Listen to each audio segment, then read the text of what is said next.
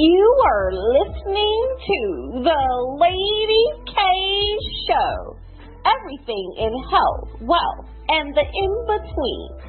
Success tips, relationships, health, wellness, entrepreneurship, business insights, leadership, current events.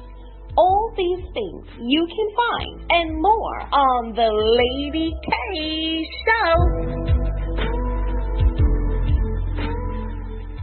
Welcome to the Lady K Show. Today on the show, I am speaking with Naima Mohammed. She is a blogger and a writer. She was born in the South Bronx. I actually want to start off by telling you that I actually love Naima so much. I mean, she's just such a female, strong, a female entrepreneur. I love this lady. So, I mean, let's just get a little bit more into her background here. She actually, from the South Bronx of New York, surrounded, grew up in poverty from her parents, somehow managed to expose her to a wide range of different, from dance to African history. She's actually currently the co-host of a podcast called Tea with Queen and Jay, which is actually currently on iTunes. She's also a former co-host of Full Deck Online Radio. And that's a division, Three Disciples Radio. And let's see what else she has. She has her own blog, Miss Vixen Mag. And, welcome to the show, Naima. I'm so glad to have you. Thanks for having me. Thanks for having me. I really appreciate this. Oh, yes. Like I was telling everyone, I mean, I am just so excited to have you because I admire your commitment and your drive as a female entrepreneur. I just love that. I'm going to ask you later on in the show, actually, about what it takes to actually be a female entrepreneur, but we'll get into that. But right now, because I know you actually started Vixen Mag blog, and I wanted to know, how did that actually come about?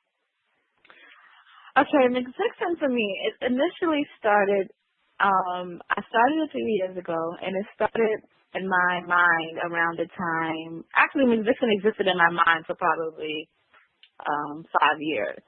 But it came into fruition when, around that time when the whole VH1 Basketball Wives reality show thing popped off. And for me, it was just I'm sick of how Black women look on television. But that was before we had Scandal. That was before we had sitcoms or TV shows that had Black women as protagonists as far as television. Now we have a lot more views of Black women, but 3 or 4 years ago it was kind of the reality girl.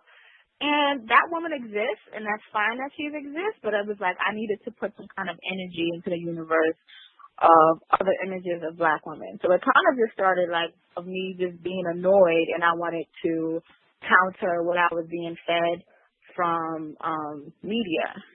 It has since grown to me. I'm kind of right now on a supporting Black media rampage at the moment, mostly because I realize how much the media influences people's thought. So I'm very big on that. So that's how Ms. Vixen has started, and that's how Ms. Vixen and everything else I'm doing has kind of come into play. All right, we're going to get into a little bit more about your, recent or your new efforts, but let's go back here a little bit. I definitely know that you provoke people. I know when you started your Miss Vixen blog, I mean, going through some of those posts, it was almost like, wow, it provoked a person to really think, not in a bad way, you know what I mean, but it just kind of pushed you up. It made you really think. So it's almost as if you don't hold back when it comes to topics, So what drives you and motivates you to be so bold? That's kind of my personality. I'm very bold in thought and bold in action. I kind of am an open book person, period. It's like an extension of my personality anyway. I'm pretty no holds barred. Take it or leave it. You love it or you don't. I don't really care, to be honest. But I think it was very important to me to be true to myself, even when it comes to Ms. Vixen or any other thing I write. I believe in integrity and honesty. So I try my best to make sure I do that within the fiction as well. So that's why I don't hold back. That's why I kind of just, there's really nothing there's nothing I would say no to, because I feel that there's pieces that speak to everyone. So that's why I kind of never kind of hold back when it comes to mixed fiction. I mean, that's really, having a word, being able to be vocal about your opinion or your thoughts, a lot of people aren't really comfortable with doing that. A lot of people are so used to going along with the norm. Now, how do you actually combat that, in society when you're supposed to act and behave one way, and then you're like a bombshell, you come out and you're like a whole different way? How does that really, how do you feel the responses have been to you towards that? I do get some slack, which is fine. I think the reason why I'm not affected by it a whole lot is because I've always been this person. This is not like